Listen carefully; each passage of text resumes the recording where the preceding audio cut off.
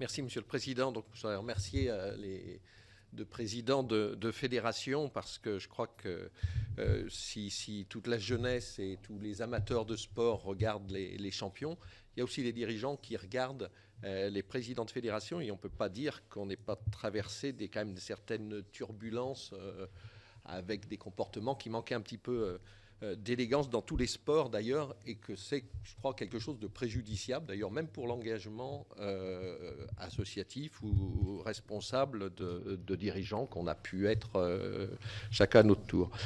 Il y a une question qui avait été un petit peu abordée par Assouline, vous n'avez pas répondu, et je crois qu'il concerne à la fois le foot et le rugby, c'est les relations entre les fédérations et les ligues. Est-ce que vous êtes des président de fédération, c'est-à-dire de rassemblement d'associations, ou bien plus près de gestionnaires de sociétés privées qui gèrent des montants considérables. Donc c'est sûrement des positions peut-être pas schizophréniques, mais qui méritent, j'aimerais bien avoir votre éclairage.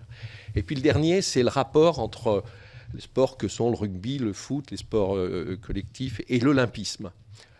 Initialement, à l'origine, le sport olympique, c'est des gens qui pratiquent une discipline sportive particulière avec un maillot blanc pour la gloire du sport, à qui on remet une médaille et on écoute l'hymne à la fin de l'épreuve, ce qui est quand même tout à fait différent des sports d'équipe où on se bat pour son maillot, l'hymne est joué avant, on a une unité de temps et d'espace pour justement mélanger les activités sportives de course, de saut, de lancer.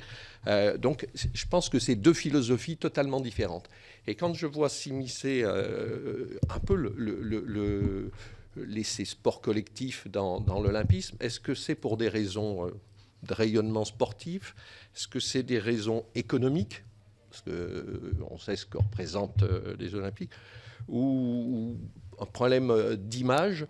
Ou au contraire, est-ce qu'on ne devrait pas plutôt bien montrer qu'il y a le sport peut relever de l'olympisme, et puis qu'en revanche, il y a une autre façon de le pratiquer, d'ailleurs, qui a aussi des valeurs de solidarité, de fraternité, et plus limitées. Je comprends. Et parfois, on est un petit peu, d'ailleurs, choqué que des sports olympiques, quand on voit des champions qui touchent des sommes considérables, côtoyer des sportifs de très haut niveau faisant des performances exceptionnelles, mais qui sont dans l'anonymat le plus complet. Il y a donc parfois une opposition des genres. Je ne sais pas comment vous la percevez. Je répondrai aussi à une question à laquelle a répondu le président Diallo tout à l'heure sur les relations entre les fédérations et les ligues.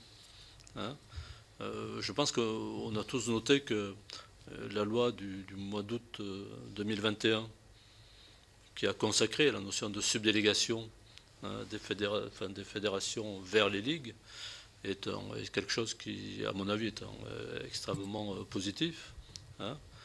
Je dirais que l'important, c'est quelque part le cadre et le périmètre de cette subdélégation. Et je pense que nous avons à travailler dans ces directions-là, parce qu'on sait bien qu'une subdélégation est un choix dans le cas présent de la part de la fédération. Une subdélégation rentre dans ce qui peut être subdélégué ou pas être subdélégué en fonction de ce que l'autorité qui a défini la loi a décidé. Et je pense que dans ces domaines-là, nous avons beaucoup de précisions à apporter. Et la relation Ligue-Fédération vit grâce à cette subdélégation. Alors aujourd'hui, au niveau de la Fédération française, au niveau du monde du rugby, cela passe par, ça se concrétise soit par une convention qui est passée entre la Fédération et la Ligue, qui traite de sujets financiers, bien sûr, mais qui traite aussi des équipes de France, qui traite aussi de la formation du rugby français, pour faire écho au fait que les rugbymen d'élite proviennent du monde amateur. Mais enfin, je pense que le cadre gagnerait à être précisé et serait beaucoup plus simple. Quant à le rapport avec l'olympisme, alors c'est un rapport qui est un peu subtil et compliqué. Il faut savoir que si vous demandez à un joueur de rugby professionnel, quel serait son Graal? C'est une médaille olympique. C'est bien sûr gagner la Coupe du Monde, mais c'est aussi une médaille olympique. Hein. Et donc, oui, si vous demandez à Antoine Dupont, qui est un peu l'icône aujourd'hui, il vous dira, moi, j'aimerais bien gagner une médaille olympique. Donc, le rapport, c'est davantage les joueurs, je dirais, qui l'établissent plutôt que les fédérations. Hein. Vous savez que le rugby a sa place aujourd'hui dans l'olympisme, c'est évoqué, donc sport d'équipe a sa place, donc par opposition au sport individuel, tel que vous l'avez décrit.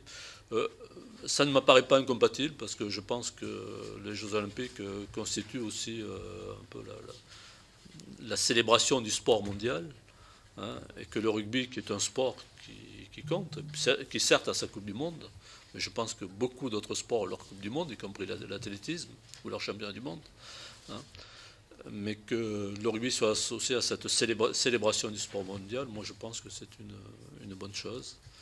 Et aussi parce que les joueurs derrière sont assez friands, sont plutôt très friands de cette forme de reconnaissance de la performance.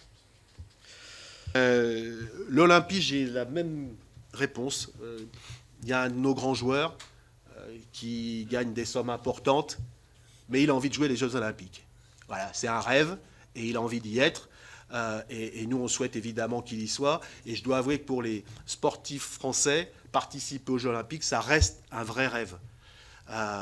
Ils ont de la notoriété, ils ont de l'argent, mais participer aux Jeux Olympiques, en France, c'est vraiment quelque chose de très important. Je viens d'avoir un exemple qui, à mon avis, est presque unique dans le sport, le foot au moins. Je viens, au nom de la Fédération française, d'engager un entraîneur pour les sélections féminines. Il vient d'un pays étranger. Il a accepté de diminuer sa rémunération dans des proportions considérables pour pouvoir être à la tête de l'équipe de France et d'avoir la perspective, d'une part de la Coupe du Monde, mais des Jeux Olympiques à Paris.